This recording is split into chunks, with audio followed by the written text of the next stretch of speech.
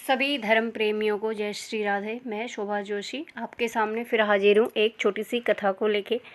कथा है श्रीमद् देवी भागवत से और दूसरा स्कंद है सत्यवती की उत्पत्ति तथा भगवान व्यास के प्राकट्य की कथा है।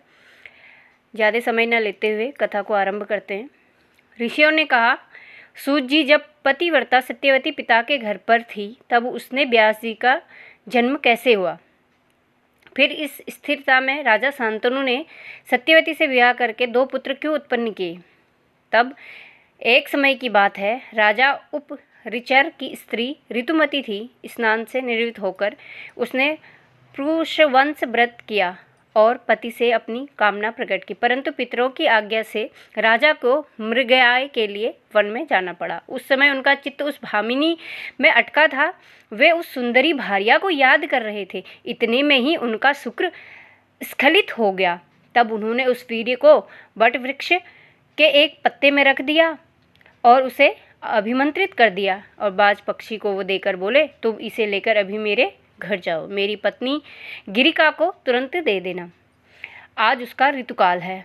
वह चोंच में दोना लिए आकाश मार्ग से उड़ा जा रहा था। इतने में दूसरे बाज की नज़र पड़ी। वो समझा मांस लिए जा रहे हैं तो उस पे झपट पड़ा। दोनों में तुंड युद्ध करने लगे। चोंच से युद्ध करते समय वो दोना यमुना के जल में गिर गया। उसी समय अद्रिका नामक अप्सरा यमुना में स्नान कर रही थी और एक ब्राह्मण नहा धोकर संध्या वंदन में संलग्न थे। उस सुंदरी अप्सरा ने ब्राह्मण का पैर पकड़ लिया। तब ब्राह्मण ने श्राप दे दिया कि तू मछली हो जा। तूने मेरे ध्यान में विघ्न डाला है, और वो मछली बन गई, यमुना में पड़ी रही और बाज के चोंच से छूटा वीर गिरा। वे मछली रूप में परिणित उस दिव्य अप्सरा ने तुरंत लपक लिया। फिर एक दिन वो मछली मत्स्यजीवी के जाल में फंस गई, जिसका गर्भ का 10वां महीना चल रहा था।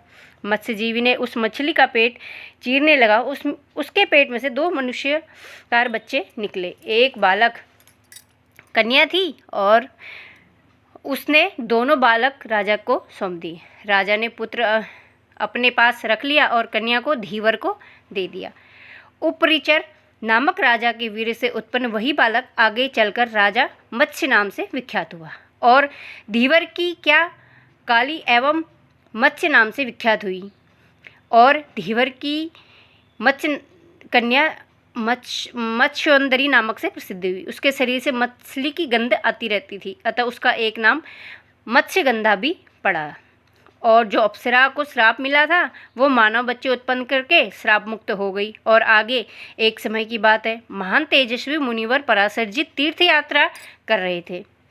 घूमते हुए यमुना तट पर आए और कहा, मुझे यमुना पार जाना है। तब वो केवट खाना खा रहा था। तब उसने अपनी कन्या को कहा, इस महान धर्मात्मा एवं तपस्वी पुरुष हैं, उन्हें यमुना पार कराओ। तब वो मुनि को नाव में बैठाकर उस पार ले जाने लगी। तब देववश मुनि के मन में प्रबल वासना जग उठी। उन्होंने दाहिने हाथ से उस कन्या का हाथ पकड़ लिया। तब वो कन्या बोली, आपका कुल उत्तम है, आप वशिष्ठ जी के वंशज हैं, आप धर्म के रहस्य को जानने वाले हैं, आपको धर्म की पूरी जानकारी है। मेरे शरीर से तो गंध आती है, आपके मन में कुसंगत भाव कैसे उत्पन्न हो गया।